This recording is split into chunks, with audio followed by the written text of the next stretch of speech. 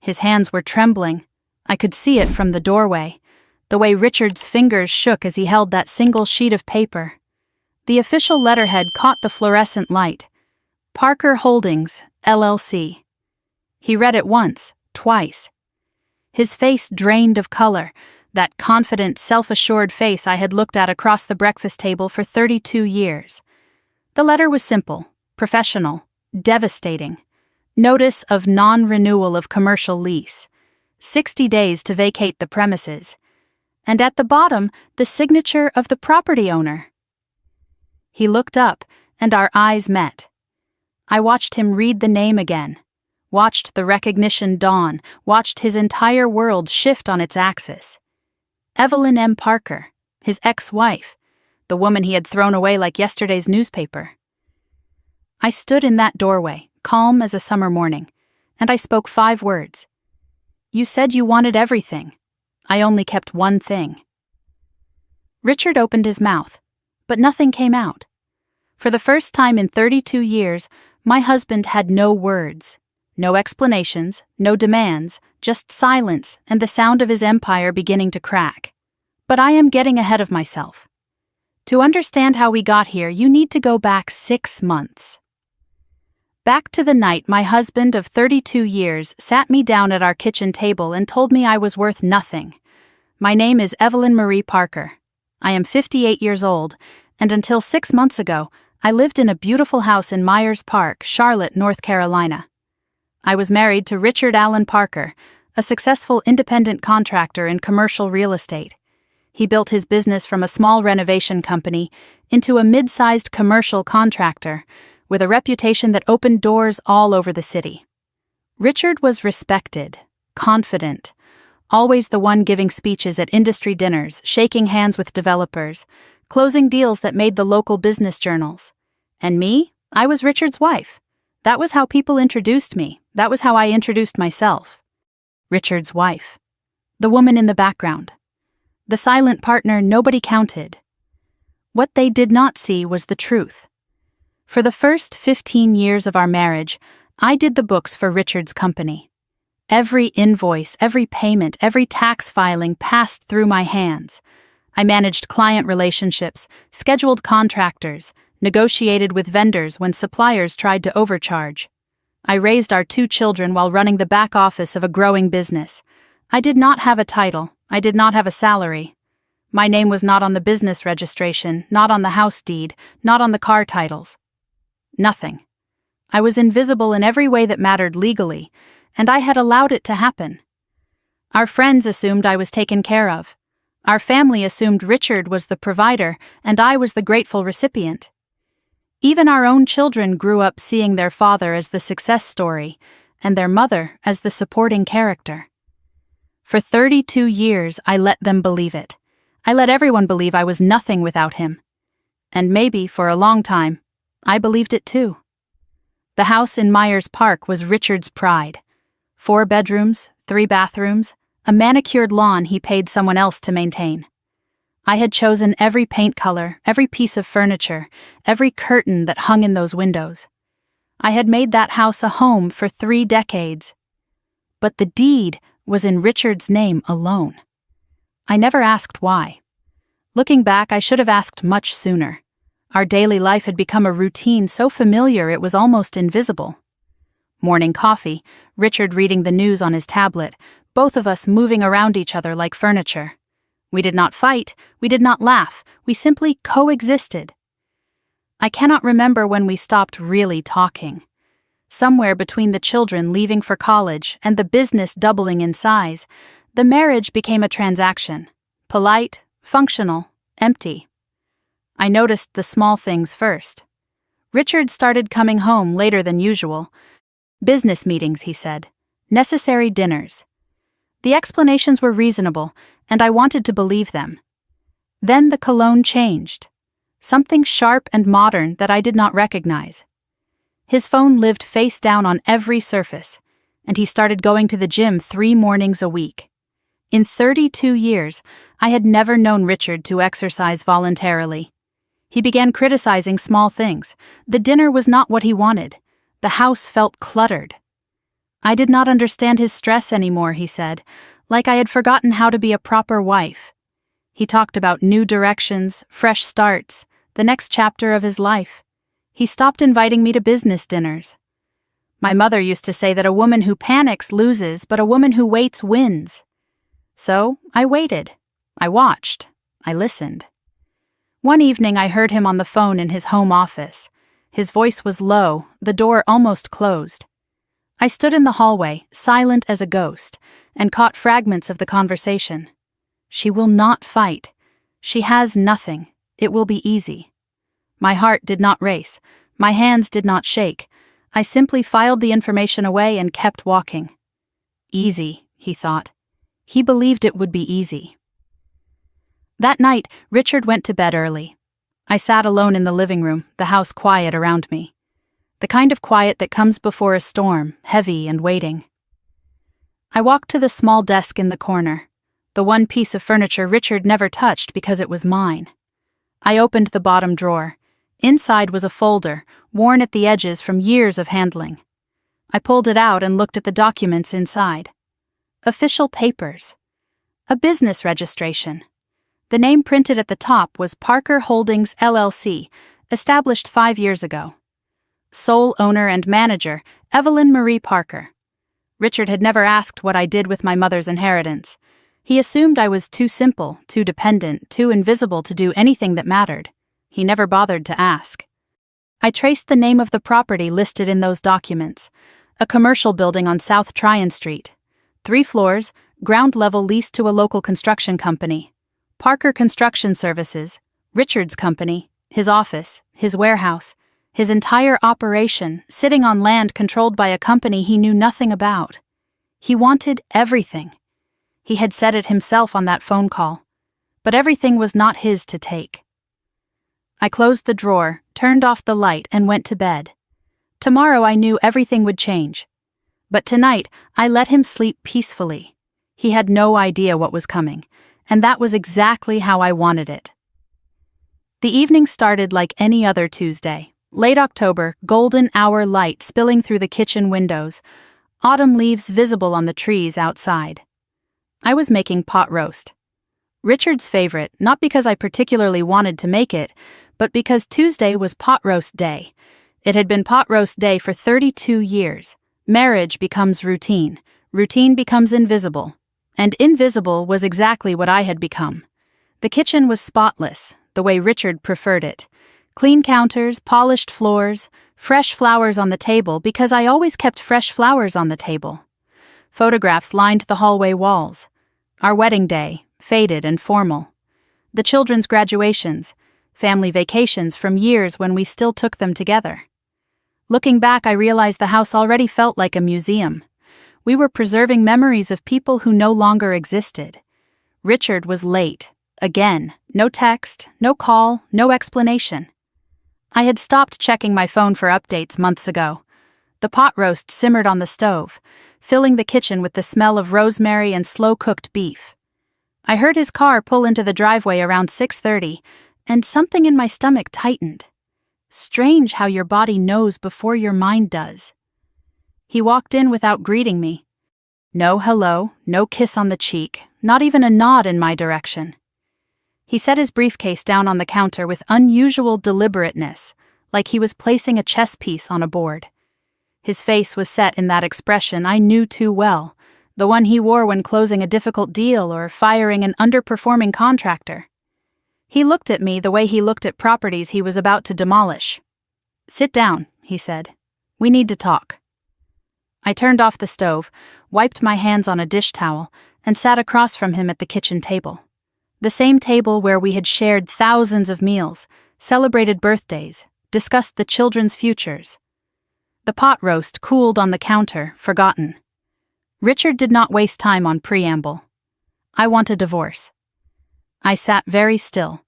My hands rested flat on the table. I did not cry. I did not gasp. I simply watched him, waiting for whatever came next. He mistook my silence for shock and continued, his voice gaining confidence. "I have already talked to a lawyer, Harold Briggs. He is the best in Charlotte for this kind of thing. Harold Briggs. I knew the name. Everyone in Charlotte legal circles knew the name. Aggressive, expensive, specializing in protecting assets for high-net-worth clients during divorce proceedings. Richard had been planning this, researching, preparing. While I was making his dinners and scheduling his dentist appointments, he was building his exit strategy. He laid out his terms like a business proposal, bullet points delivered with the same efficiency he used in board meetings. I want the house, I want the cars, both of them. I want the business assets, obviously. That is my company. I want the investment accounts, the retirement funds. He paused, then added with what he clearly believed was generosity. You can keep your personal things. Clothes, jewelry, whatever. Personal things. 32 years of marriage reduced to clothes and whatever.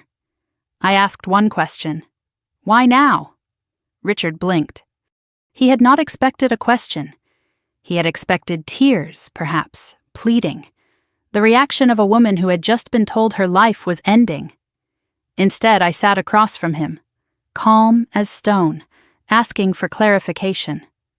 I have given this a lot of thought, he said. It is time for both of us to move on. Move on. As if 32 years was a phase. As if I was a property he had outgrown, ready to be sold and replaced with something newer. I did not mention the late nights. I did not mention the new cologne or the gym membership or the way he guarded his phone like it contained state secrets. I did not mention the phone call I had overheard, the one where he said it would be easy because I had nothing to fight with. Let him think I was blindsided. Let him think I was weak. That was exactly what he needed to believe. Then he said the words that nearly broke my composure. I have already told the kids. My hands curled slightly on the table. You told them? Before telling me? Richard shrugged like it was nothing. I wanted them to hear it from me first. You know how emotional you can get. Emotional. The word men use when they want to dismiss a woman's legitimate anger. He explained that he had called Meredith that afternoon. Our daughter, 29 years old, living in Raleigh, always closer to her father than to me. According to Richard, she understood. She knew these things happen. He had already shaped the narrative, already made himself the reasonable one, the practical one. I was the emotional wife who would need to be managed. I will talk to Nathan tomorrow at the office, he continued. Man to man, he will understand. Business is business, man to man. As if I had not raised that boy. As if I had not sat with him through every fever, every heartbreak, every failure. As if 26 years of motherhood meant less than a single conversation in a corner office. Richard's phone buzzed on the table between us. He glanced at it, then back at me. I need to take this. He stood and walked into the other room, voice dropping to a murmur. But I had seen the screen before he grabbed it. A text message. The sender's name was just one letter. K, and next to it, a heart emoji. So that was her initial. Good to know. When he returned, he seemed calmer, almost cheerful. The phone call had pleased him. Where were we? Right. The logistics. He explained the timeline. Divorce filing next week. He expected minimal contest. If you cooperate, this can be done in 90 days. He offered me a settlement of $20,000. Enough to get started somewhere, he said, like he was giving me a head start in a race. He would even give me 60 days to find a new place to live. How generous. Harold says if you fight this, it gets ugly, Richard added, leaning forward. Expensive. And honestly, Evelyn, what is the point? Everything is in my name. The business is mine. The house is mine. You do not have anything to fight with. Nothing to fight with. That was what he believed. That was what everyone would believe. I nodded slowly. I understand. Richard smiled, relief washing over his features. Good. I knew you would be reasonable. He stood, announced he was staying at a hotel tonight to give me space, and went upstairs to pack an overnight bag. I sat at the kitchen table, pot roast cold on the counter, silence pressing down on the house like a weight. 32 years of marriage ended in a 15-minute conversation between the salt shaker and the butter dish. But I did not cry. I did not scream. I felt something I had not felt in years. Clarity. For 32 years, I had been patient. I had been invisible. I had been underestimated. And now, finally, that invisibility was going to be my greatest weapon. I stood and walked to my desk. I opened the bottom drawer and pulled out the folder I had looked at the night before. Parker Holdings LLC, the company Richard knew nothing about. The company that held the mortgage on his office building. The company that belonged entirely to me. I pulled out my phone and scrolled to a contact I had not called in months. Daniel Whitmore, attorney at law. Old friend of my mother, specialist in estate and property law. The man who had helped me purchase that mortgage note 5 years ago when no one was watching. I typed a text message. Daniel, I need to see you. It is time. I pressed send and looked out the window at the dark street. Somewhere out there, Richard was driving to a hotel, probably calling the woman whose initial was K, celebrating the easy divorce he was about to win. He thought he was ending our marriage. He had no idea he was starting a war he had already lost. The morning after became a week. The week became 2. Richard returned from the hotel after a couple of days, but nothing was the same. He moved through the house like he already owned it alone, like I was a piece of furniture he had not yet gotten around to removing. I was now a guest in my own home. His first request came wrapped in false consideration. It is better for both of us if we have separate spaces. Less awkward. He gestured toward the guest room down the hall, the room I had decorated for visitors. Pale blue walls, floral bedding, a small window overlooking the backyard. For 32 years, I had slept in the master bedroom. Now I was being relocated to a room meant for people who did not belong. I moved my clothes without argument, carried them down the hall in quiet armfuls while Richard watched television in the living room. He did not offer to help. He did not acknowledge what was happening. To him it was already done. I was already gone. The daily erasure began immediately. My reading chair disappeared from the living room, relocated to the basement without discussion. My tea collection was pushed to the back of the kitchen cabinet to make room for a new coffee maker I had never seen before. Family photographs that included me were turned face down or moved to less visible locations. Richard was editing me out of the house before I had even left, practicing what his new life would look like without me in it. One afternoon, while doing laundry because apparently that was still my responsibility, I found a receipt in Richard's jacket pocket. La Belle Étoile. The most expensive French restaurant in Charlotte. Dinner for two, $347. The date on the receipt was the same night he had told me he wanted a divorce. He had celebrated. The same evening he ended our marriage, he took someone to dinner and raised a glass to his freedom. The pattern emerged quickly once I knew what to look for. Richard's late meetings increased to 4-5 nights a week. He started going to the gym every morning, something he had never done in 32 years of marriage. New clothes appeared in his closet, slimmer fits and younger styles that looked ridiculous on a 61-year-old man trying to recapture something he had never really had. The cologne was sharp and modern, nothing like the understated scent he had worn for decades. His phone became a fortress. Always face down, always on silent, passcode changed to something I did not know. He stepped outside to take calls, voice dropping to a murmur I could never quite hear. Once, standing in the kitchen, I heard him laugh. A genuine, delighted laugh, the kind I had not heard from him in over a decade. Whoever she was, she made him feel young again. Or at least she made him believe he could be. Men having affairs become predictable. They think they are being clever, but they follow the same script every time. I still had access to our household credit card account. Richard had not thought to remove me, probably assuming I was too broken to check. I reviewed the statements online one evening while he was out. Jewelry store, $800. Spa gift certificate, $350. A weekend at the Ballantine Hotel, $1,200. None of these purchases were for me. He was spending our money on her, and he did not even bother to hide it well. One statement entry caught my attention, a charge at a boutique downtown, with a note in the details field that had been auto-populated by the store. Gift wrap K. Holloway. There it was, the initial from his phone, now attached to a last name, Holloway. That evening, with Richard out for another late meeting, I opened my laptop and searched. Holloway plus Parker Construction. The LinkedIn result appeared immediately. Kristen Holloway, Senior Accountant at Parker Construction Services. 41 years old, MBA from UNC Charlotte, joined the company 3 years ago.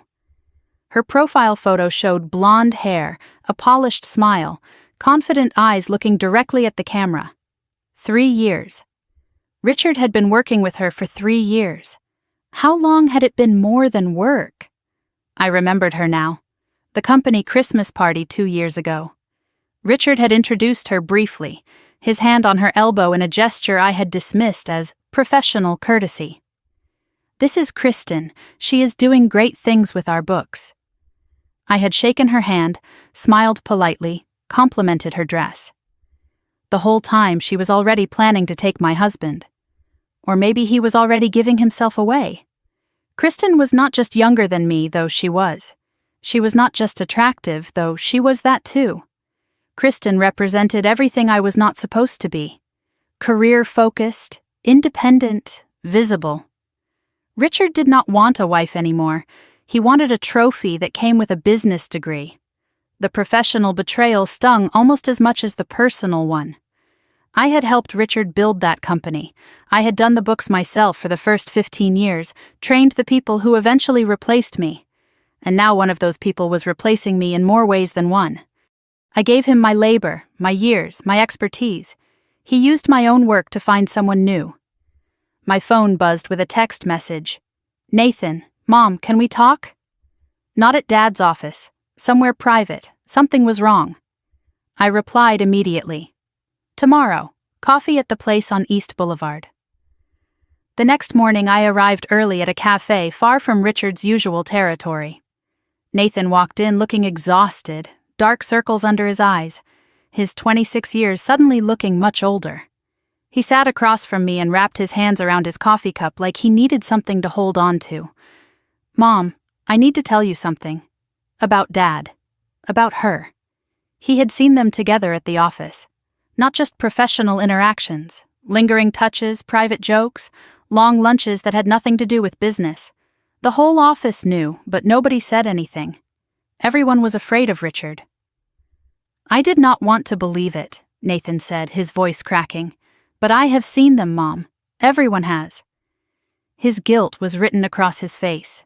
He felt he had betrayed me by staying silent, caught between his job and his mother. "I should have told you sooner. I am sorry." I reached across the table and held his hand. "You have nothing to apologize for. You are not responsible for your father's choices." He looked at me with wet eyes. "Mom, there is more. Something about the finances. I have seen things on the books that do not add up." He could not say more without risking his job, but he wanted me to know. "If you need help, I am on your side. My son. My boy." In a family falling apart, at least one person had chosen me. That weekend, the Charlotte Chamber of Commerce held its annual dinner, an event Richard and I had attended together for 20 years. This year, he went alone. "Business only," he said. "No spouses." I did not argue. Sunday morning, scrolling through Facebook, I saw the photos.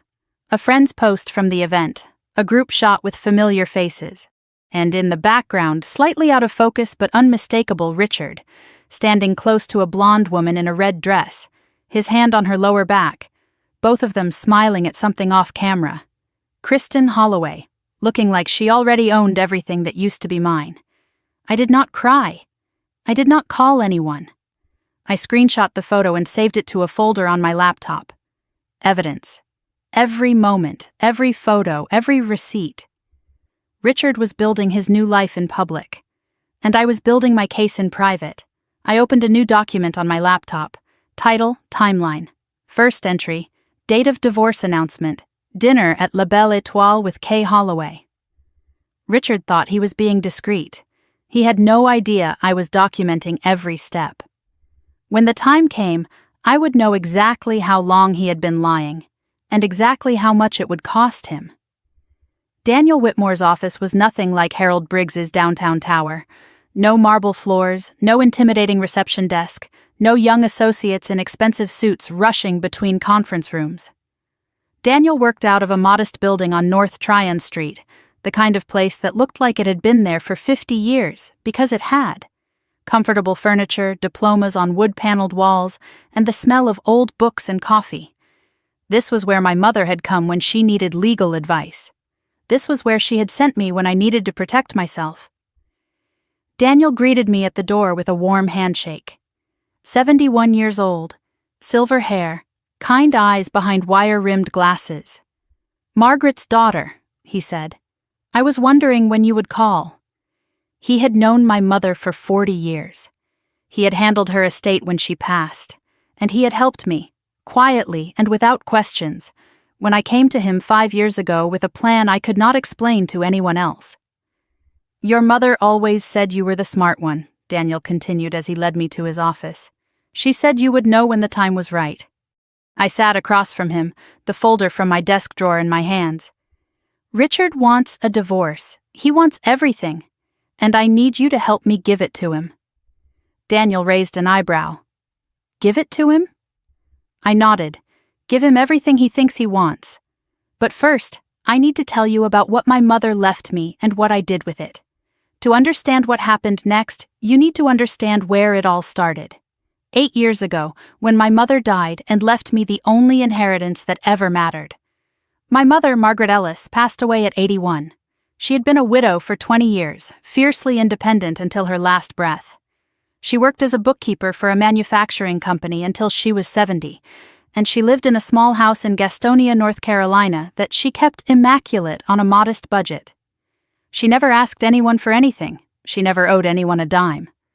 The funeral was small. Old friends from church, a few distant relatives, neighbors who remembered her from decades of community involvement.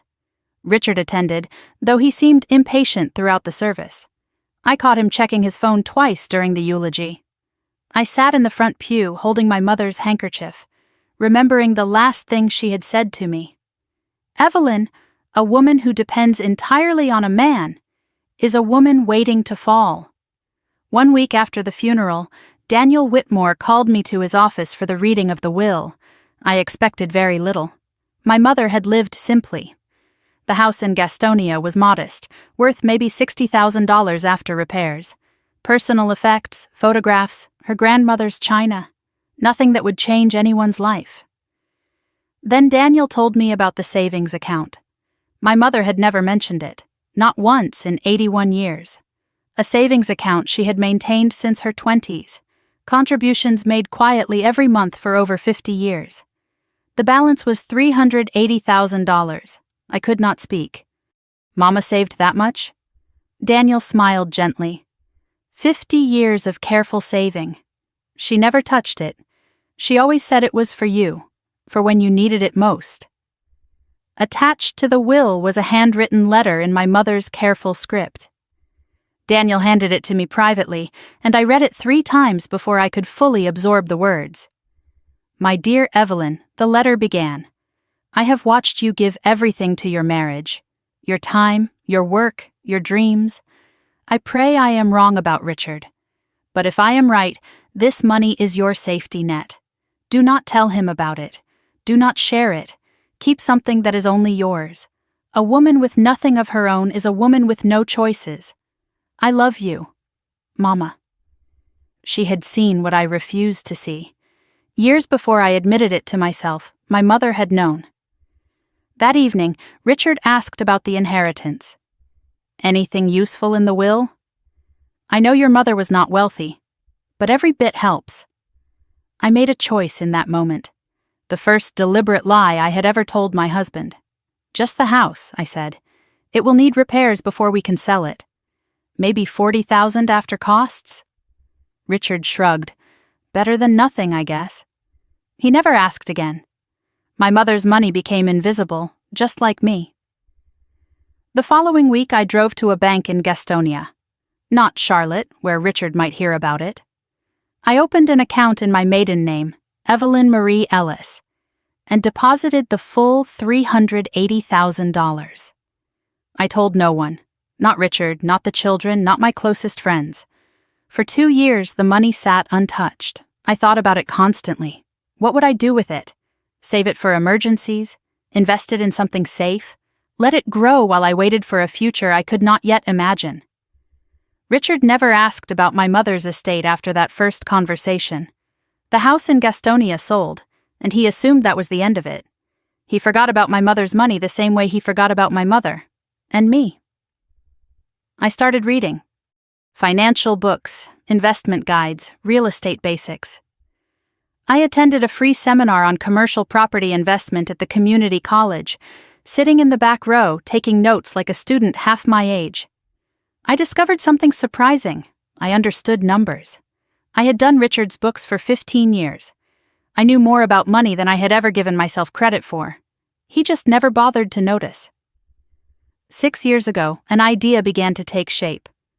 What if I did not just save the money? What if I used it to build something of my own? Something Richard could never touch, never claim, never even know about. Mama told me to keep something for myself. I decided to keep more than money. I decided to keep power. 5 years ago, I filed paperwork for a limited liability company. Parker Holdings, LLC, registered in North Carolina, sole member and manager, Evelyn Marie Parker. The business address was a post office box in Gastonia, nowhere near Charlotte. Richard's name appeared nowhere in the documents. I used his name for the company as a small irony. Everything he thought was his would eventually answer to something called Parker, just not the Parker he expected. I spent months studying the Charlotte commercial real estate market. I learned about mortgage notes, property liens, distressed assets. And I discovered something interesting about a building on South Tryon Street. A mid-sized commercial property, 3 floors, owned by an elderly investor who had recently passed away. His estate was struggling to manage the property. The mortgage was still outstanding, held by a regional bank looking to recover their investment. And the ground floor?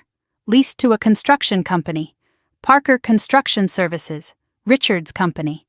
He had been a tenant there for 12 years. The building Richard worked in every day was vulnerable, and I had the money to do something about it. Through Daniel's guidance, I made an offer.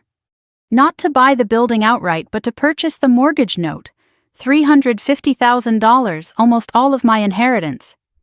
The bank accepted. What this meant was simple but powerful. I now held the debt on the building. If the building was ever sold, I would be paid first. More importantly, I had influence over the property. I reviewed Richard's lease agreement for the office space. A standard commercial lease renewed every 5 years. The clause that mattered was buried in the fine print. Upon change of ownership or mortgage holder, the lease may be subject to review and non-renewal at the discretion of the new controlling party. Richard had never read it. He signed his vulnerability without knowing. Back in Daniel's office, I finished explaining. He sat back in his chair, a slow smile spreading across his face. Margaret would be proud. Hell, I am proud. He reviewed the documents I had brought. The LLC paperwork, the mortgage note, the lease terms. His assessment was exactly what I needed to hear. Richard has no idea you own this. It is completely separate from your marital assets. Inheritance used for separate investment, courts will not touch it. The strategy was clear. Let Richard have everything he was asking for in the divorce. The house, the cars, the business assets. I would take a modest settlement and walk away. Richard would celebrate his victory. Then, 2 weeks later, Parker Holdings LLC would send a notice. Lease not renewed. As I left his office, Daniel called after me. Evelyn. One question. When Richard finds out, and he will, what do you want to happen? I turned to face him. I want him to know it was me. I want him to understand that the woman he threw away was the one holding the keys all along. Mama always said a woman who waits wins. I had waited 8 years. Now it was almost time to collect. The envelope arrived on a Tuesday morning, delivered by courier to the house while Richard was at work. Official legal letterhead, thick cream-colored paper, the kind that cost money just to look at. Return address, Briggs, Caldwell and Associates. Richard's attack dog had finally put his threats in writing. I signed for the delivery and sat at the kitchen table to read. The formal divorce petition had been filed in Mecklenburg County. Grounds, irreconcilable differences. Standard language, nothing surprising. But the attached demands were anything but standard. Full ownership of the marital residence at 1847 Rosewood Lane. Both vehicles, the Mercedes and the Lexus. All business assets and accounts related to Parker Construction Services. Investment accounts, retirement funds. Everything accumulated over 32 years of marriage. And the proposed settlement to me? The woman who had helped build every bit of it? $15,000? $15,000. 32 years of marriage valued at less than a used car. A personal letter from Harold Briggs was attached to the petition. The language was polite, the subtext threatening. We encourage you to accept this generous settlement without prolonged litigation. Mr. Parker's assets are well documented and protected. Any attempt to claim beyond the proposed amount will be met with vigorous defense. We trust you will make the reasonable choice. Generous, reasonable. Words men use when they want women to disappear quietly. I drove to Daniel's office that afternoon, the petition folder under my arm. He read through every page, his expression darkening with each demand. When he finished, he set the papers down and looked at me with concern. Harold Briggs. Of course Richard hired him. Daniel explained what we were facing. Harold would demand extensive financial discovery, subpoenaing bank records, business documents, tax returns from the past decade. He would try to establish that I had contributed nothing of financial value to the marriage, that Richard had built everything alone. Standard playbook for wealthy husbands trying to minimize what their wives could claim. He is going to make you look like you were just along for the ride, Daniel warned. He outlined what a normal response would look like. File counterclaims for equitable distribution. Argue for half of all marital assets. Subpoena Richard's business records. Fight for alimony based on 32 years of unpaid labor building his company. You could win 40, maybe 50%, Daniel said. It would take 2 years and cost a fortune, but you could fight. I listened to all of it. Then I shook my head. No, we are not fighting. Daniel stared at me. Evelyn, if you do not fight, you will lose everything. I will lose everything that is in my name, I said calmly. But Daniel, nothing valuable is in my name. That is the whole point. I reminded him of what we both knew. The house, the cars, the business, they were all marital property, all in Richard's name. But the building mortgage, my separate property purchased with inheritance funds, was completely untouchable in the divorce. It belonged to Parker Holdings LLC, and Parker Holdings belonged to me. Let Harold win, I told him. Let Richard take it all, and then let him discover what all is actually worth. Daniel paused, considering something. There is one thing I need to know. Richard's business? Is it actually profitable? I hesitated. I had not done his books in years. But Nathan said something about the finances not adding up. If there is debt we do not know about, Daniel said slowly, it could complicate things, or it could make things much simpler. That evening, I remembered the USB drive Nathan had given me at the coffee shop. I had been so focused on the Kristen situation that I had not looked at it yet. With Richard out late, presumably with his mistress, I opened my laptop and inserted the drive. The contents were damning. Copies of financial documents from Parker Construction, profit and loss statements from the last 3 years, bank account summaries, and a folder labeled Questions. Nathan had scanned a handwritten note inside. Mom, I am not an accountant, but something is wrong. Please look. On the surface, the company appeared healthy. Revenue was up, projects were being completed, invoices were getting paid, but the expenses told a different story. Equipment purchases that seemed inflated beyond any reasonable cost. Consulting fees paid to companies I had never heard of. Cash withdrawals with vague descriptions like miscellaneous and operational expenses. A line of credit drawn to 80% of its capacity. I had done these books for 15 years. I knew what healthy finances looked like. This was not healthy. This was bleeding. Digging deeper, I found what Nathan had sensed but could not articulate. The company had been operating at a loss for the past 18 months. Richard had been covering the shortfalls with credit, not profit. Every quarter, he borrowed more to make it look like the business was still growing. There were payments to something called Tryon Ventures LLC, amounts ranging from $10,000 to $50,000, with no clear service provided in return. And buried in the bank statements, I found a second mortgage on the commercial property where Richard rented his office, the building I owned the note on. He had borrowed against it 2 years ago without my knowledge. Richard was not just cheating on me, he was running the business into the ground, and he thought he was hiding it. I searched Tryon Ventures LLC in the North Carolina Business Registry. The registered address was a post office box in Charlotte. The registered agent was a name I recognized immediately, Kristen M. Holloway. He was not just sleeping with his accountant, he was funneling company money to her through a shell company. Every consulting fee paid to Tryon Ventures was money going directly into his mistress's pocket. The next morning, I called Daniel with everything I had found. I read him the figures, the suspicious payments, the Kristen connection. He let out a low whistle when I finished. "Evelyn, do you understand what this means?" The company was not an asset. It was a liability. If Richard took full ownership in the divorce, he took full responsibility for every debt, every defaulted loan, every dollar owed to creditors. The business accounts, the line of credit, the second mortgage on the building, they would all be his problem. Harold Briggs's aggressive petition was not a list of victories. It was a list of liabilities disguised as assets. "He is demanding everything because he thinks everything is worth something," Daniel said. "But he is actually demanding to inherit a sinking ship." Richard always said I did not understand business. He never realized I understood it better than he did. Daniel revised our strategy.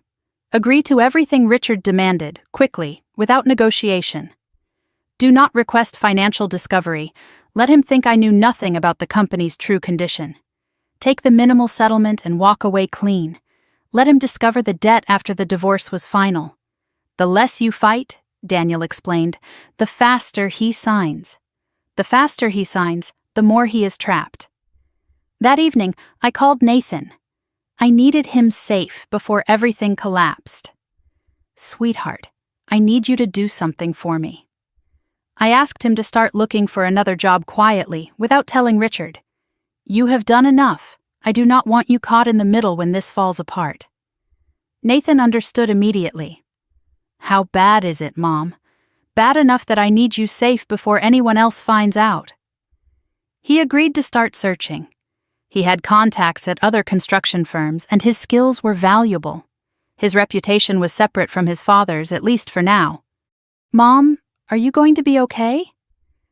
I smiled even though he could not see it. "I am going to be better than okay. I promise." After hanging up, I sat alone in the guest room.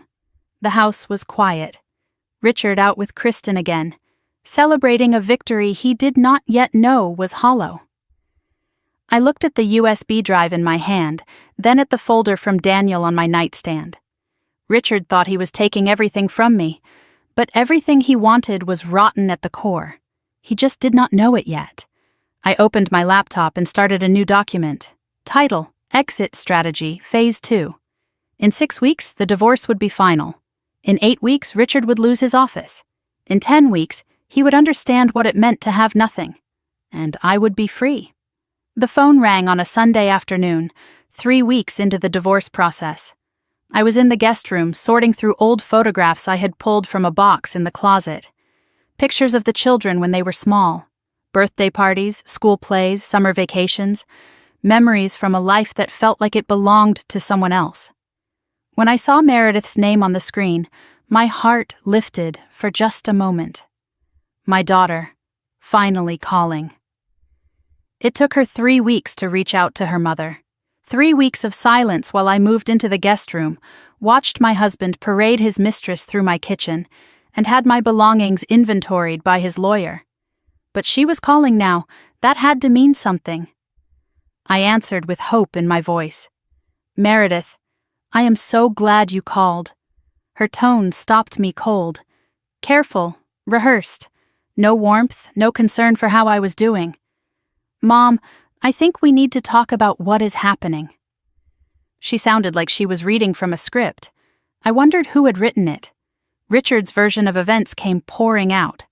According to my daughter, the marriage had been dead for years. I was emotionally distant, unsupportive. I had refused to change despite Richard trying everything to make it work. The divorce was sad but necessary for everyone's happiness. Dad said you two grew apart, Meredith explained, that it happens sometimes. He said you would understand if I stayed neutral. Neutral.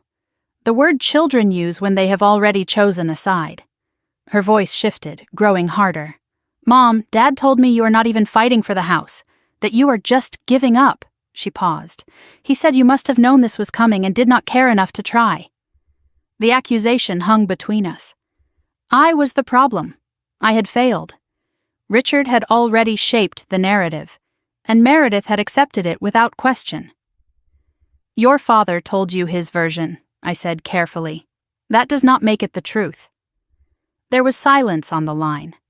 Then Meredith asked a question that nearly broke my resolve. Mom, is there something you are not telling me? For a moment I considered telling her everything.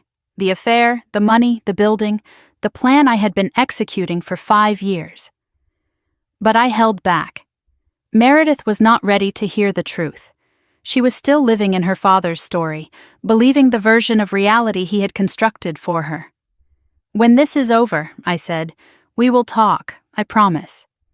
Meredith sighed. I hope you know what you are doing, Mom.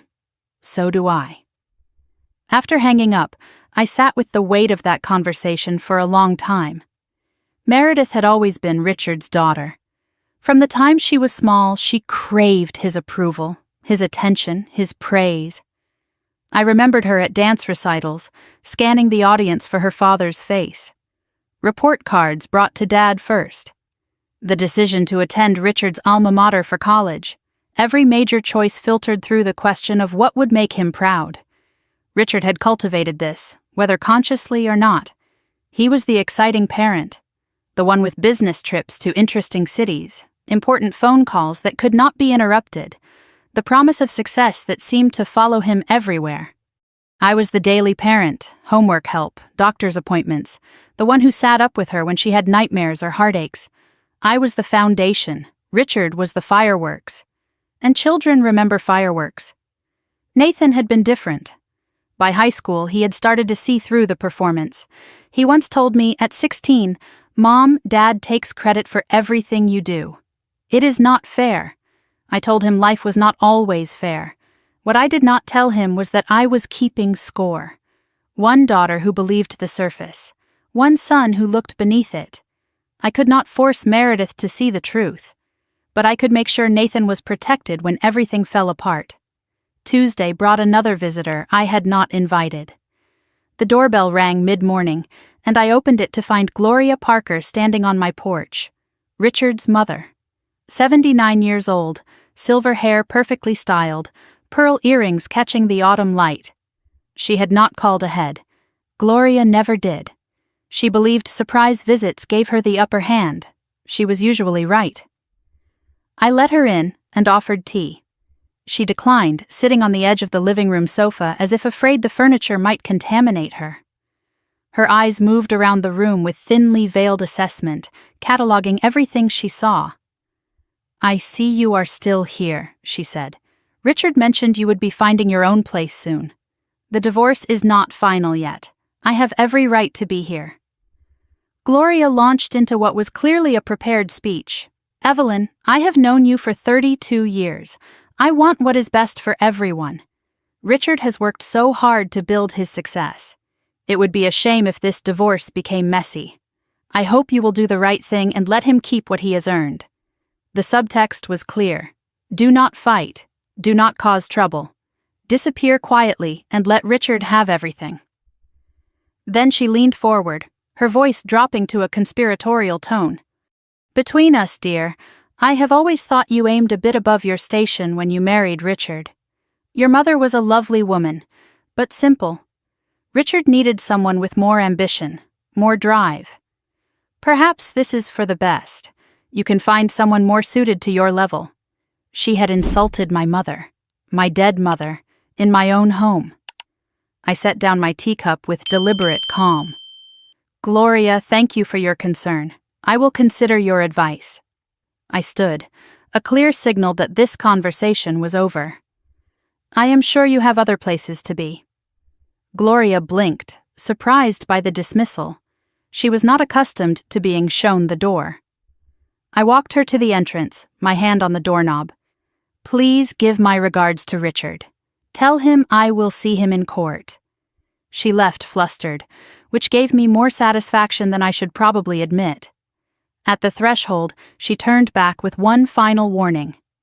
Evelyn, I do not know what you think you are doing, but Richard always wins. Always. I watched her walk to her car, her heels clicking on the driveway. She had no idea that this time, Richard had already lost. 2 days later, I met Nathan at our usual cafe on East Boulevard. He arrived looking lighter than before, a spark of hope in his eyes that I had not seen in weeks. Mom, I got a call back. Henderson Construction in Raleigh, a mid-sized firm with a good reputation, growing steadily in the commercial market. They wanted him for a project management role. The salary was slightly less than what Richard paid, but there was room to grow, independence, a future separate from his father's crumbling empire. If they make an offer, I am taking it, Nathan said. I cannot stay with Dad anymore, not after what I have seen. He shared what he had observed at the office. Kristen was practically running things now. She attended meetings Richard used to handle alone, made decisions without consulting anyone, moved through the company like she already owned it. Employees whispered about the new management. The atmosphere had become tense, uncertain. Dad is checked out, Nathan said quietly. It is like he is already planning his next life, and forgot that the current one is still burning down. I reached across the table and held my son's hand. I am proud of you. For seeing the truth, for choosing your own path. His eyes grew wet. I am sorry I did not say something sooner, about Kristen, about everything. You said something when it mattered. That is all that counts. As we stood to leave, Nathan hesitated. Mom, one more thing. Grandma Gloria came by the office yesterday. She was asking Dad about your finances, what you might be hiding. His concern was genuine. She is looking for something. Be careful. I smiled. Let her look. She will not find what she does not know exists. That night, Richard came home after midnight. I heard him stumble through the door, heard Kristen's laughter in the driveway before her car pulled away. I stayed in the guest room, lights off, listening to him move through the house that would soon be only his. I counted my losses. Daughter aligned with Richard. Mother-in-law openly hostile, husband a stranger, home on borrowed time, friends with unknown loyalties. Then I counted my assets. Son who stood beside me, lawyer ready for battle, building that belonged to me. Strategy already in motion. My phone buzzed. An email from Daniel. Subject line. Court date confirmed. 6 weeks from today. 6 weeks. In 6 weeks, this would be over. In 6 weeks, I would walk away from this house, this marriage, this version of myself.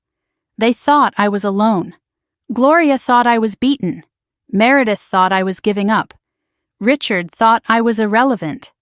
But alone is not the same as weak, and quiet is not the same as defeated. I typed a reply to Daniel. I will be ready. The family I had built was crumbling around me. But I had stopped trying to hold it together. Instead, I was building something new. Something they could not see, could not touch, could not take. And when the dust settled, I would still be standing. Sandra Mitchell had been my closest friend for 25 years. We met at a PTA meeting when our children were in elementary school, bonded over terrible coffee and shared exhaustion, and built a friendship that survived everything life threw at us. Book clubs on Wednesday nights, holiday dinners with our families, weekend brunches where we solved each other's problems over eggs and mimosas. Sandra knew things about me that Richard had never bothered to learn. If you had asked me a month ago who I trusted most in the world besides my children, I would have said Sandra without hesitation. She had been calling every few days since the divorce announcement. Always sympathetic, always concerned. "How are you holding up? What do you need? I am here for you." The words felt like a lifeline. Sandra was solid ground in the middle of an earthquake, or so I believed. 4 weeks into the divorce process, Sandra came to visit. Richard was at work or with Kristen. The distinction no longer mattered. She arrived with homemade cookies and a bottle of wine, the gesture so familiar it almost made me cry. "You need a friend right now," she said, settling onto my couch. "Let's talk." The conversation started normally. How was I feeling? What were my plans? Was I sleeping enough? The questions of a concerned friend checking on someone going through the worst experience of her life. Then the questions shifted. Do you have a lawyer yet? Who is it? What is Richard offering in the settlement? Do you have any savings of your own?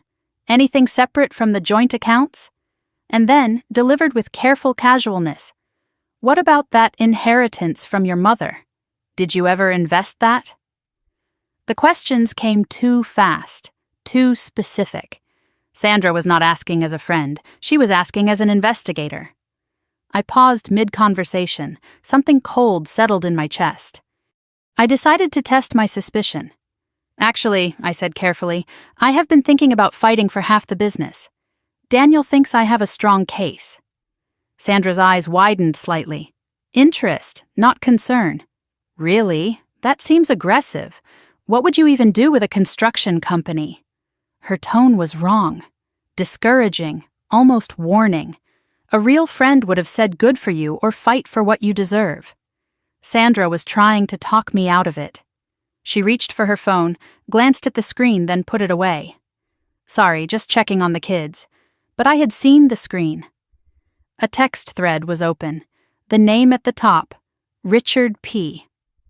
My best friend, 25 years, and she was reporting to my husband. The betrayal hit me like ice water. For a moment I could not breathe. Sandra, who had held my hand through my mother's funeral. Sandra, who knew about my fears, my dreams, my insecurities. Sandra, who had apparently been sharing all of it with the man trying to destroy me. But I did not flinch. I did not confront her. Instead, I recalibrated. "You know what? You are right," I said, letting my voice soften. "Fighting seems exhausting. I will probably just take whatever Richard offers and move on." Sandra relaxed visibly. "That is so mature of you, Evelyn. Richard will appreciate that. Richard will appreciate that." She said the quiet part out loud. As she prepared to leave, I asked one more question. "Sandra, can I ask you something? Have you seen Richard lately? At any events or anything?" Her pause was a fraction too long. "No, not really. You know how busy everyone is." She was lying. I could see it in the way she would not meet my eyes. But what was she hiding beyond the obvious? 3 days after Sandra's visit, I was scrolling through Facebook, a habit I had tried to break, but isolation makes you desperate for connection, even the artificial kind. A photograph appeared in my feed, posted by our mutual friend Catherine Wells. "Wonderful evening celebrating Sandra's birthday. Love these people." The group photo showed 12 women I had known for years. Sandra in the center, beaming, surrounded by friends raising glasses of champagne. Every woman from our regular circle was there. Women I had known for decades, hosted in my own home, called when I needed advice. I was not in the photo. I had not been invited. I scrolled through the comments and tagged names. Confirmation of what I already knew. They had not forgotten to invite me. They had decided not to. Then I saw the second photo. Background of a group shot. Slightly out of focus, but unmistakable. Richard, standing near the bar in his best suit, laughing at something. And beside him, hand on his arm, matching his smile. Kristen Holloway in a red dress that cost more than my monthly grocery budget. Sandra's birthday party. My husband and his mistress were there, And no one had told me. No one thought I deserved to know. I understood then what had happened. Richard had not just left the marriage. He had taken my friends with him. He was charming, successful, connected. I was the discarded wife, the inconvenient reminder of a life he wanted to forget. In every divorce, there are sides. I had naively believed our friends would stay neutral. I did not realize neutral meant choosing him. As I closed Facebook, a notification appeared. A private message from someone unexpected. Patricia Knowles, a woman from the outer edge of our social circle. Retired accountant, widowed 5 years ago, always kept to herself at gatherings. We had exchanged pleasantries over the years, but never had a real conversation. Her message was simple. Evelyn, I saw what happened at Sandra's party. I saw how Richard behaved. I saw the woman he was with. If you ever need someone to talk to, or someone to testify, I am here. Some of us have not forgotten who you really are. I stared at the message for a long time. Then I typed a reply. Can we meet? 2 days later, I sat across from Patricia in a quiet cafe in Dilworth, far from our usual neighborhood. She was 72, sharp-eyed, silver hair cut in a practical style. She looked like a woman who had survived things. I recognized the strength. Patricia explained what she had witnessed at Sandra's party. Richard arrived with Kristen openly, no pretense of discretion. Sandra greeted them warmly, introduced Kristen as Richard's partner like it was the most natural thing in the world. The other women whispered but said nothing. When Patricia asked about me, Sandra had smiled sympathetically and said I was going through a difficult time. They thought it was best not to invite me. Best not to invite you to watch your husband parade his mistress, Patricia said flatly, like they were protecting you by excluding you. She told me about her own history. Her late husband had been unfaithful. She discovered it after he died, going through his papers. Everyone had known except her. Years of pitying looks and careful silences, and she had been oblivious to all of it. I understand what it feels like to be the last to know, Patricia said. To be excluded and pitied while everyone else watches the show. She paused. I cannot change what they did, but I can stand with you. If you need a witness to Richard's behavior, I saw it. I will testify. Before leaving, she handed me a business card, the name of a forensic accountant she had worked with years ago. If Richard is hiding money, and men like him always are, this woman will find it. Patricia stood and gathered her coat. You are not alone, Evelyn, even when it feels like it. That evening I sat with my phone in my hand, Sandra's number on the screen. 25 years of friendship, thousands of conversations, decades of trust. All of it had been a lie, or at least it had become one. I typed a message. Sandra, I know. About the texts to Richard. About the party. About everything. Do not contact me again. I pressed send before I could reconsider. 3 dots appeared immediately. Sandra typing. Then they stopped. No response came. I went to Facebook. Unfriended Sandra Mitchell. Unfriended Catherine Wells. One by one, I removed the women who had chosen Richard's circus over my dignity. I was not angry. I was empty. And emptiness was easier to carry than betrayal. I opened my laptop and added new entries to my timeline document. Sandra Mitchell, confirmed informant for Richard. Birthday party Richard and Kristen attended publicly. Patricia Knowles, potential witness. Evidence, not emotion. My phone buzzed. A text from Daniel. Quick question. Did Richard ever mention anything about a property in Blowing Rock? Mountain cabin purchased 3 years ago? My heart stopped. A cabin? 3 years ago? I knew nothing about this. I typed my reply. No. Tell me more. Every time I thought I knew the full extent of Richard's secrets, another door opened. A cabin I had never heard of, money I had never seen, a life he had been building without me for longer than I wanted to admit. But every secret he had hidden was another thread I could pull, and I intended to pull them all. The apartment was smaller than my closet in the old house. 750 square feet of clean lines and large windows perched on the 3rd floor of a modern building in South End, Charlotte. I stood in the doorway on my first morning there, coffee cup in hand, watching the city skyline catch the November light. It was the most beautiful place I had ever lived. 2 weeks had passed since the divorce was finalized. 2 weeks since I signed away everything Richard thought mattered and walked out of that courthouse into a future that belonged only to me. The settlement check had cleared. $20,000, deposited into an account that bore only my name. It was not much by most standards, but it was enough. First month's rent, security deposit, basic furniture that did not carry 32 years of memories in its fabric. The apartment had a living room with a small kitchen attached, one bedroom for sleeping, and a tiny second room I was turning into an office. The balcony was just big enough for a single chair and a potted plant. I did not need more.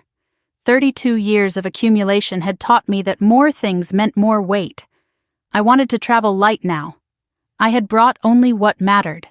My mother's recipe box, worn at the edges from decades of use. Her pearl earrings, still in the velvet case she had kept them in. Photographs of the children. But none of the wedding, none of Richard. My laptop and the folders of documents that had become my weapons.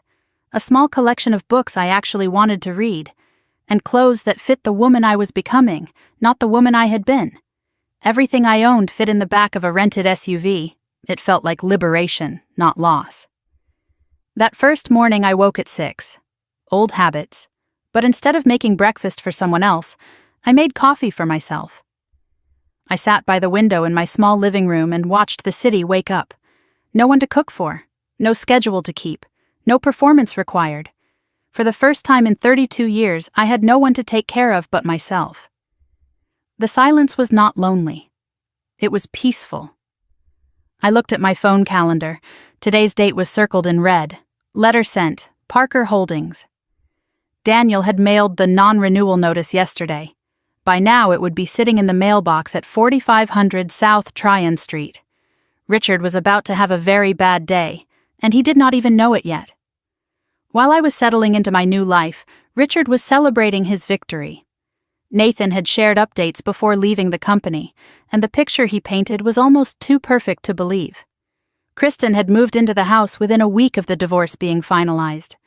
She redecorated immediately, erasing every trace of my presence room by room. New furniture, new colors, new energy. According to Nathan, she threw out everything that reminded her of me. She wanted a fresh start. My fresh start cost $20,000. Hers apparently cost my entire life. Richard was spending money like he had won the lottery. Dinner parties with the friends who had chosen his side. Social media posts about new beginnings and living his best life. Golf weekends, expensive bottles of wine, weeknight dinners at La Belle Étoile with Kristen on his arm. He believed he had everything. He did not realize he had inherited bankruptcy. But behind the celebration, the cracks were already forming. Nathan had reported what he saw before leaving. 2 major clients had delayed projects, citing concerns about the company's stability. A supplier had put Parker Construction on credit hold, demanding cash payment for future orders. The line of credit was now 93% maxed out. Payroll had been late by 2 days the previous week, the first time that had ever happened. When Nathan asked about it, Richard dismissed his concerns. Temporary cash flow issues, nothing to worry about, but everything was worth worrying about. The sinking ship was taking on water, and the captain was too busy celebrating to notice. Kristen had become more than Richard's mistress. She was now attending every meeting, making decisions that used to be Richard's alone. Employees whispered about favoritism and corners being cut. The office culture had shifted, becoming tense and uncertain. Nathan described it as watching a building with a cracked foundation. Everyone could see it was unstable, but no one wanted to say it out loud. Nathan's last day at Parker Construction had been 3 days before I moved into my apartment. He gave 2 weeks' notice, professional and clean, no drama. Richard took it personally. "You are abandoning me," Richard had said. "After everything I built for you." Nathan's response was simple and devastating. "You built it for yourself, Dad. I am building my own life now." He came to see me the evening after his last day, the first visitor to my new home. He brought flowers, Yellow roses, my favorite. The apartment was still half empty, boxes stacked against walls. But Nathan looked around and smiled. The place looks good, Mom. It looks like you. It is small, I said. It is free. That is what matters. We talked about Richard, carefully, without cruelty. Nathan was sad, not angry. He kept thinking about who his father used to be, or who he thought his father was. Maybe he was always like this, Nathan said, and I just did not see it. People do not change overnight, I told him gently. They just stop hiding. Before he left, Nathan handed me a folded piece of paper. His resignation letter. He had kept a copy. Dad is going to blame someone when it all falls apart, he said. I want documentation that it was not me. My son had learned from me. Documentation, evidence, protection. That same morning, the mail arrived at Parker Construction's office. Among the bills and advertisements was one official envelope. Return address, Parker Holdings, LLC. Richard's secretary placed it on his desk, unopened. He probably would not open it until afternoon. He always saved the boring mail for later. This time, boring was going to ruin his week. Richard finally opened the envelope around 4:30 that afternoon. I know this because Daniel's assistant was monitoring the property management phone line, waiting for the call that was certain to come. The letter was simple. 1 page, formal letterhead. Non-renewal of commercial lease, 4500 South Tryon Street. Dear tenant, please be advised that your current lease agreement will not be renewed upon expiration. You are required to vacate the premises within 60 days of lease expiration, as per the terms of your agreement. Signed, Property Management, Parker Holdings, LLC. Richard's first reaction was confusion. There must be some mistake. He called the number on the letterhead, and a professional voice answered. Parker Holdings, Property Management. How may I help you? He demanded to speak to the owner. The response was polite but immovable. I am sorry, sir. The owner is not available for calls. All communications must be in writing. Richard's voice grew louder. I have been a tenant in that building for 12 years. You cannot just non-renew without explanation. The terms of non-renewal are at the owner's discretion, the voice explained. You have 60 days from lease expiration. Is there anything else I can help you with? Richard hung up, furious. He pulled up public records, searched for Parker Holdings, LLC. The North Carolina Secretary of State database showed the registered agent as Whitmore Legal Services. The name meant nothing to him at first. Then it started to seem familiar. Whitmore. Where had he heard that name? He could not find the owner's name. LLCs in North Carolina did not require public disclosure of members. The company was a locked box, and he did not have the key. Richard called Harold Briggs. I need you to find out who owns Parker Holdings, LLC. They are trying to kick me out of my office. Harold agreed to investigate, but his parting comment carried a note of unease. Parker Holdings. Interesting name. Almost like someone is making a point. Richard did not catch the implication. Not yet. That evening, Daniel called me with an update. The letter was delivered and signed for. Richard received it personally. He called the property management line and got nowhere, just as we planned. Harold Briggs is now investigating. He will find the LLC but not the owner, at least not easily. He is going to try to negotiate, Daniel continued. He is going to try to find the owner. He is going to try everything. And when he finds out it is me, then he will understand what he actually lost. After hanging up, I made myself dinner. Simple pasta, a glass of wine, music playing softly from my phone.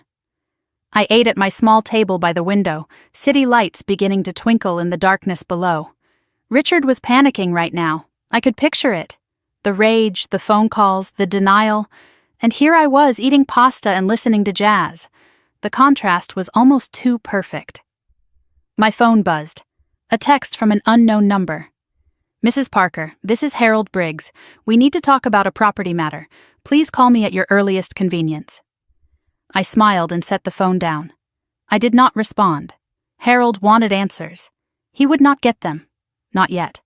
Not until Richard was standing at my door, realizing that the woman he had discarded was the one holding the keys to his entire business.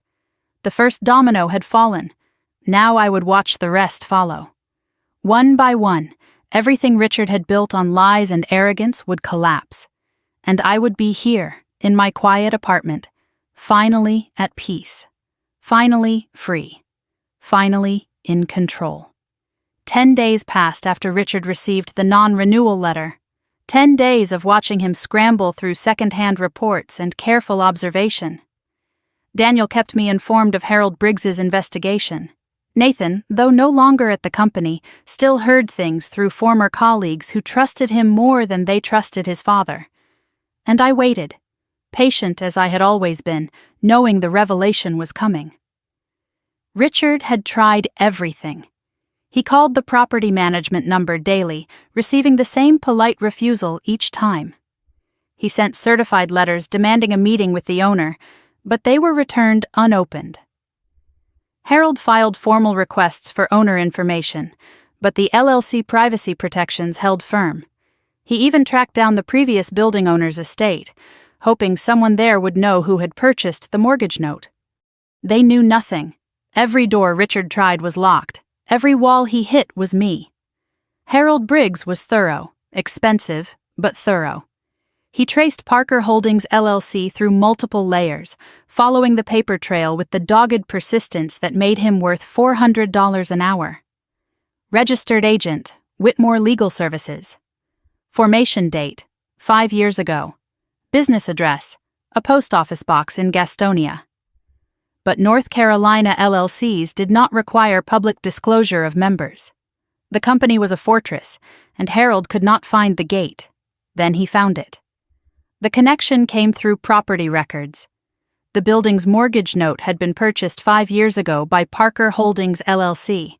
The funds had been traced back to a bank account in Gastonia, and the account holder, listed on the original wire transfer, was a name Harold finally recognized. Evelyn Marie Ellis. My maiden name. The name I had used to open the account after my mother died. The name that connected me to an inheritance Richard had dismissed as insignificant 8 years ago. Daniel called me on a Friday afternoon, 3.5 weeks after the divorce was finalized. Harold just informed Richard. He knows. My heart did not race. My hands did not shake. I had been waiting for this moment for 5 years. What did he say?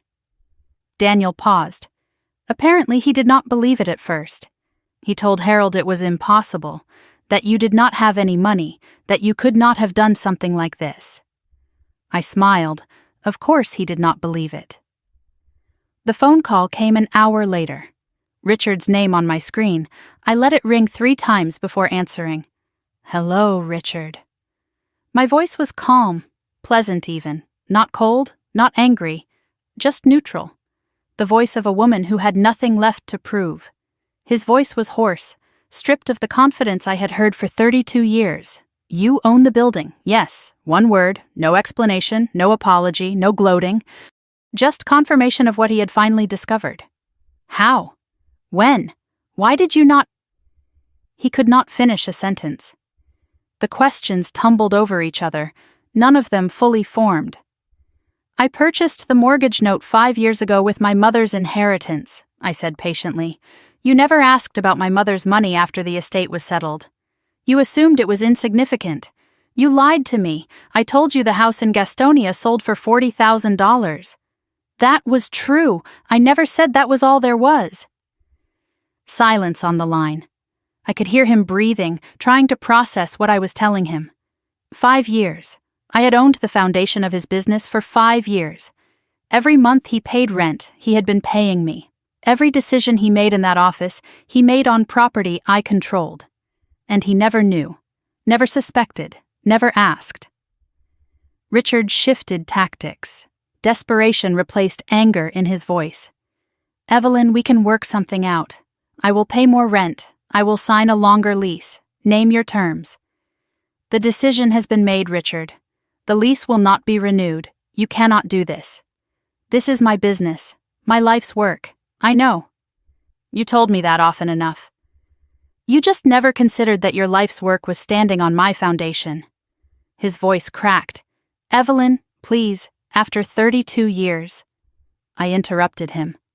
Something I had never done during our marriage. After 32 years, you sat me down at our kitchen table and told me you wanted everything. You got exactly what you asked for, Richard. Everything you thought you wanted." I let the words settle. "You have 50 days. I suggest you start looking for a new location." I hung up before he could respond. The silence in my apartment was profound. I set the phone down on the table and looked out the window at the Charlotte skyline. Somewhere across the city, Richard was staring at his phone, listening to the dial tone, trying to understand what had just happened. For the first time in his life, Richard Parker had no idea what to do. Daniel called that evening to check on me. "How do you feel?" I thought about it for a moment. I feel free. Like I have been holding my breath for 5 years, and I finally exhaled. He laughed softly. "That is the best revenge. Not anger. Peace." Richard sat at his desk that afternoon, phone still in hand, the reality of his situation slowly sinking in. 50 days.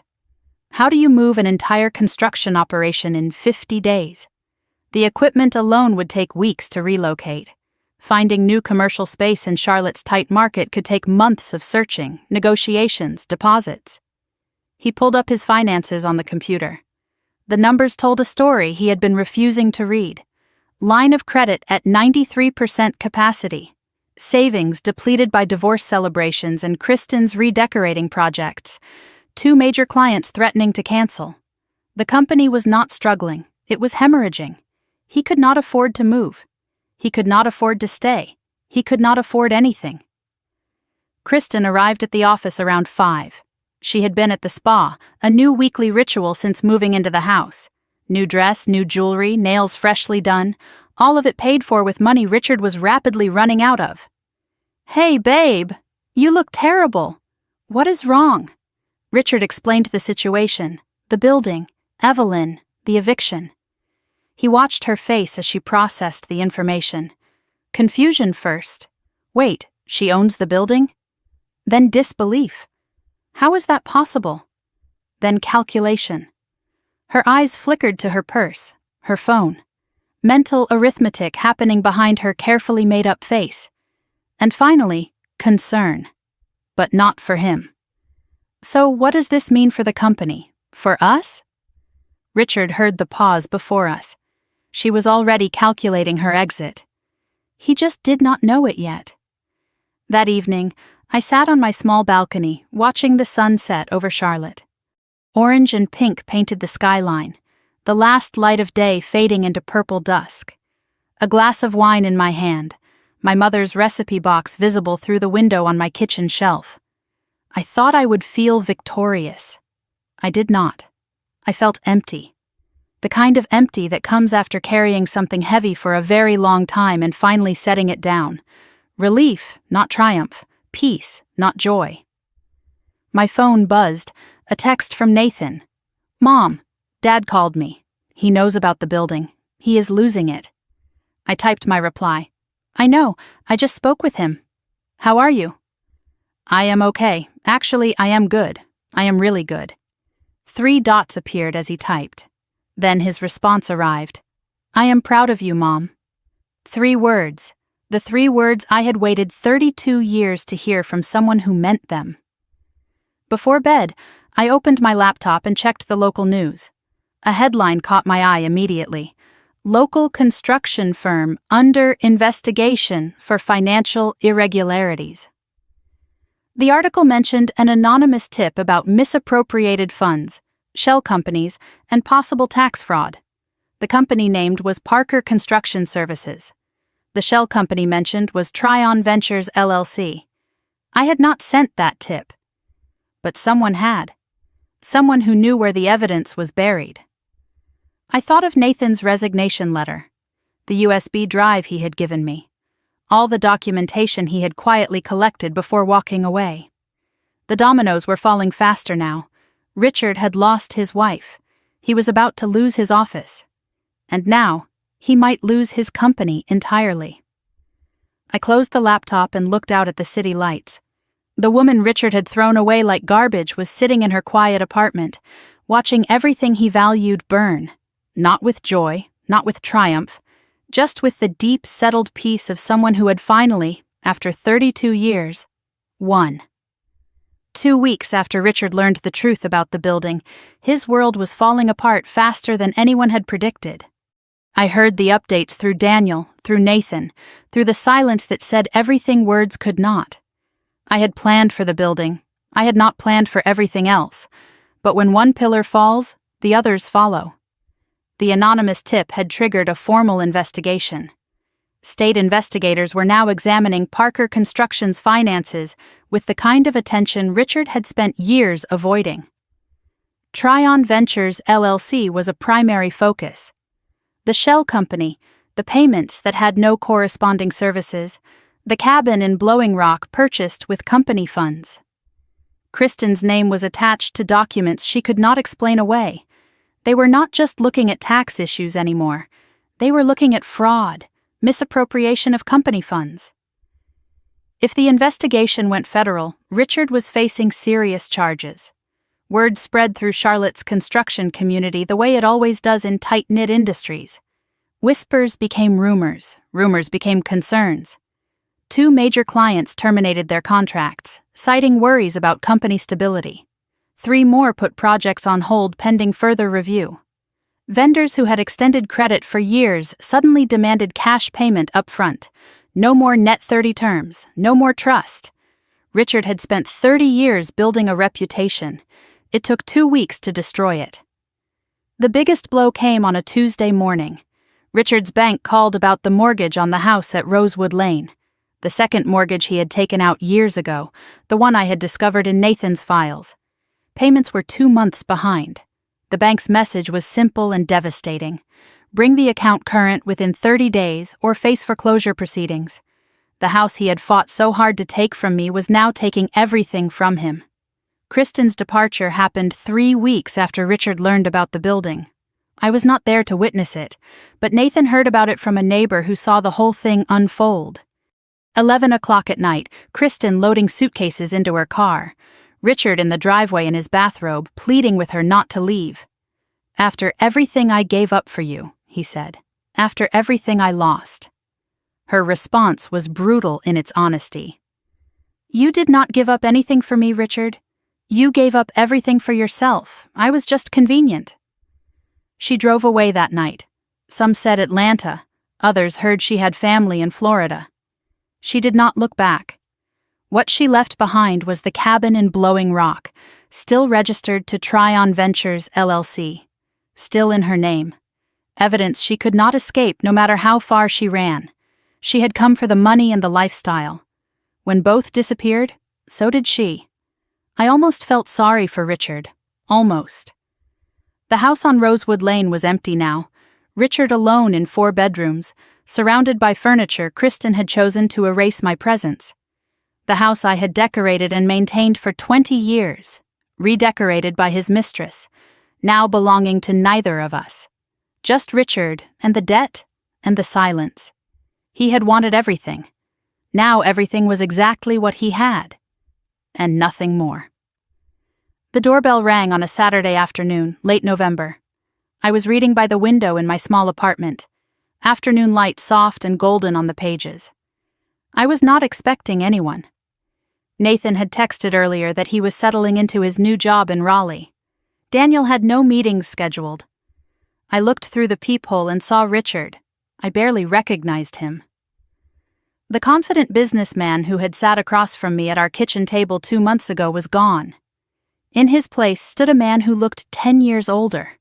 Wrinkled shirt, stubble on his jaw, dark circles carved deep under his eyes. His shoulders slumped like he was carrying something too heavy to bear. This was the man I had loved for 32 years. This was the man who had thrown me away like garbage, and now he was at my door, looking like garbage himself. I opened the door but did not step aside. I stood in the doorway, blocking entry. "Evelyn, please, we need to talk." "There is nothing left to talk about, Richard. Please, just 5 minutes. I am begging you." I had never heard Richard beg for anything in 32 years of marriage. Against my better judgment, I stepped aside. 5 minutes. He entered and looked around the small apartment. I watched him take it in.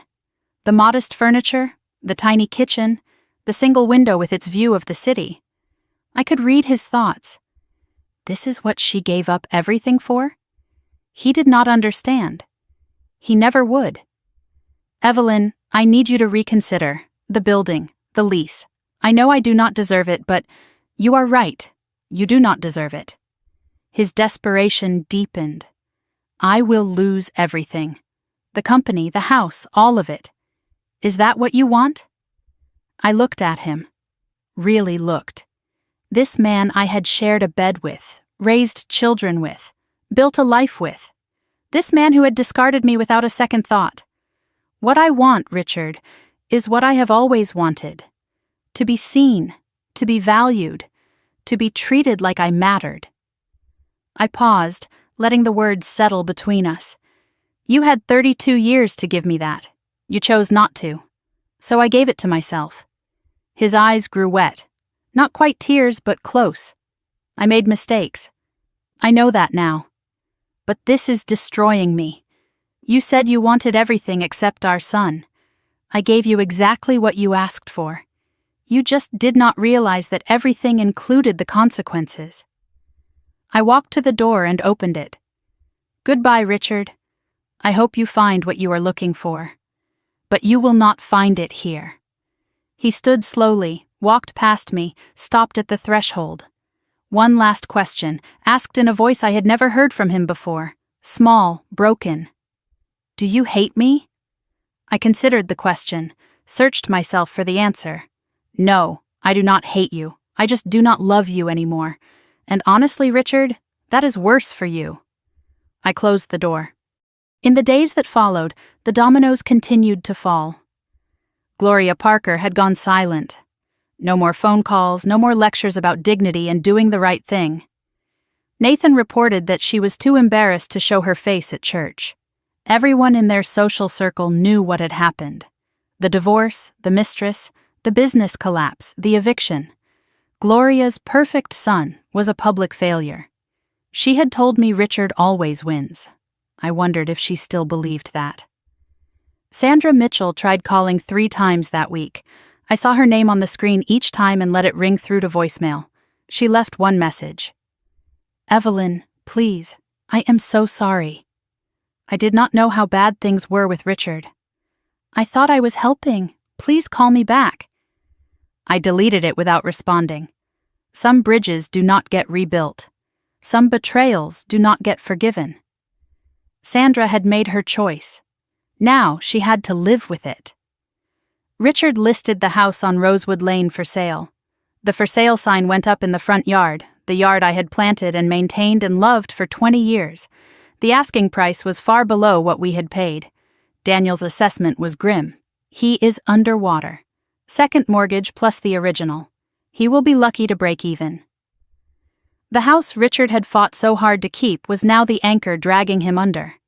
There was poetry in that, bitter and true. That evening, a text arrived from an unexpected source. Meredith, Mom. I need to talk to you. Can I come visit this weekend? Please. I stared at the message for a long time. My daughter, my firstborn, the one who had chosen Richard's side without hearing mine. The one who had accused me of giving up without understanding what I was really doing. She was reaching out. Finally. I typed my reply after a long pause. Yes, come Saturday afternoon. I did not know what Meredith wanted. Reconciliation, accusation, explanation. But I knew I had to give her the chance. That is what mothers do. That night I sat by my window and took stock of everything that had happened. Richard was broken, alone, facing bankruptcy and possible prosecution. Kristen had fled, her name attached to fraud she could not escape. Gloria was humiliated into silence. Sandra was living with unanswered calls and regret. The house was drowning its new owner. The building was still mine, still generating the income that would support my future. And me? I was free, at peace, beginning again. Nathan called before I went to bed. "Mom, I heard about Dad coming to see you. Are you okay?" "I am okay, sweetheart. Better than okay." "What happens now?" "Now we move forward. All of us." I thought about Meredith's text after we hung up. My daughter was reaching out. Not to Richard, to me. The family Richard had tried to build without me was falling apart. But maybe, just maybe, there was a different family waiting to be rebuilt. Not the one I had lost. Something new. Something better. I thought of my mother's words, spoken so many years ago. A woman who waits, wins. I had waited. I had won. But the real victory was not Richard's defeat. It was the life I was about to build, the relationships I could still heal, the woman I could finally become. Saturday, Meredith would come. And perhaps for the first time in years, my daughter and I would really see each other. The apartment was ready. Tea set for two on the small table by the window. Chamomile, Meredith's favorite since she was a little girl. Saturday afternoon light filled the room, soft and golden. I had faced Richard without fear, but waiting for my daughter made my hands tremble. The doorbell rang at 2:15, 15 minutes late. I took a breath, smoothed my blouse, and opened the door. Meredith stood in the hallway looking uncertain. 29 years old, but in that moment she looked like the little girl who used to climb into my bed during thunderstorms. She stepped inside and looked around the small apartment. Her eyes moved from the modest furniture to the city view to the photographs on the shelf. Pictures of her and Nathan. Pictures of my mother Margaret. No pictures of Richard. "It is smaller than I expected," she said quietly. "It is exactly the right size for me." We sat across from each other at the small table. Tea poured but untouched. Silence stretched between us. 32 years of history compressed into a single moment. I waited. Let her find her words. "Mom, I came to apologize. I stayed quiet. Let her speak. I believed Dad. Everything he said about you, about the marriage, about why it ended. I believed him without asking you, without listening." Her voice cracked. "I am so sorry." I reached across the table and took her hand. What changed? Tears formed in her eyes. I saw who he really is, what he did to you, to the company, to everyone. Grandma Gloria will not even take my calls now because she is too humiliated. And Dad. She paused, struggling with the words. Dad called me last week asking for money, his own daughter. He did not ask how I was doing. He did not ask about my life or my job or anything, just money. Richard had finally shown Meredith what I had seen for years, not through my words, through his actions. Some lessons cannot be taught, they have to be witnessed. I could have said I told you so. I could have listed every grievance, every sacrifice, every silent wound I had carried for decades. Instead, I chose differently. You do not need to apologize for believing your father. He is your father. You were supposed to trust him. Meredith asked to know everything. The truth, finally. So I told her. The years of being invisible.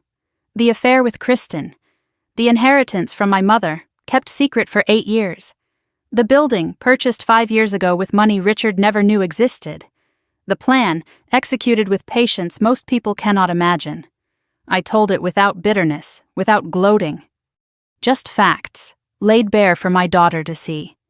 She listened with tears streaming down her face. Not tears of pity, tears of understanding. You planned this for years, and you never told anyone. I could not risk it.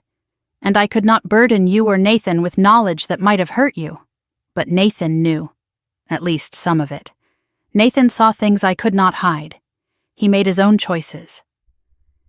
Meredith set down her untouched tea and looked at me with new eyes. I spent years thinking you were weak, that you just let things happen to you. I was wrong. She reached for my hand again. You are the strongest person I know. I am not strong, sweetheart. I just learned to be patient. And I learned that my worth was not determined by anyone else. Not your father, not society, not even my own children. She squeezed my hand. What happens now? With Dad, I mean. With everything. Your father will face the consequences of his choices. That is not my concern anymore. And us? You and me? I smiled. We start over. We build something new, if you want to. Meredith's tears fell freely now, but she was smiling too. I want to. I really want to. 6 months passed. Spring came to Charlotte, dogwood trees blooming pink and white, morning light golden through my apartment windows. I stood on my small balcony, watching the city wake up below. A new season, a new life. The building on South Tryon Street had new tenants now. A tech startup on the ground floor, a law firm on the second, full occupancy and stable income. Daniel had helped me set up proper management. The building that had been my secret weapon was now my foundation. Richard's rent had paid the mortgage for years. Now other people's rent was building my future. Richard had declared bankruptcy in February. The house on Rosewood Lane sold at auction for less than he owed. The investigation into Parker Construction was ongoing, lawyers negotiating, consequences still unfolding. He was living in a rental apartment now, working as a consultant for a competitor. What I heard from people who still saw him was that he looked old, tired, beaten. I did not feel satisfaction. I did not feel pity. I felt nothing. He had become a stranger, someone I used to know. That was the cleanest ending I could have asked for. Kristen was facing charges related to Tryon Ventures. Her lawyer was negotiating, trying to minimize the damage. Gloria had moved to Florida to live near her sister, too humiliated to stay in Charlotte. Sandra was still trying to rebuild friendships. I heard she was in therapy, working through whatever guilt she carried. I wished her well. I just did not wish to see her again. Nathan drove down from Raleigh every other weekend. Meredith called twice a week and visited monthly. The three of us had dinner together at my small apartment. Pasta, wine, conversation, laughter. We were not the family we used to be. We were something better. Something built on truth instead of pretense. I had started doing informal consulting. Women going through divorces, helping them understand finances, property, their options. Not legal advice. Just experience. Just wisdom, Daniel referred them. Patricia referred them. Word spread quietly through networks I never knew existed. One afternoon, a woman named Margaret came to see me. 54 years old, married 30 years, husband just asked for divorce. She sat across from me in my small living room, hands shaking, eyes red from crying. I do not know what to do. I do not have anything of my own. He controlled everything. My heart recognized her immediately. This was who I had been years ago, lost, invisible, afraid. I made her tea and sat beside her. The first thing you need to understand is that you are not starting from nothing. You are starting from experience, from strength you do not even know you have yet. She looked up at me. How did you survive it? One day at a time. One decision at a time, and by remembering that my worth was never determined by him. It never was. Did it get better? I smiled. It got so much better, not easier at first, but better. As Margaret stood to leave, she paused at the door. My mother's name was Evelyn, too. She always said the same thing you just told me. That a woman's worth is not determined by a man, the wisdom passes on. Mother to daughter, woman to woman, generation to generation. Your mother was a smart woman, I said. So are you.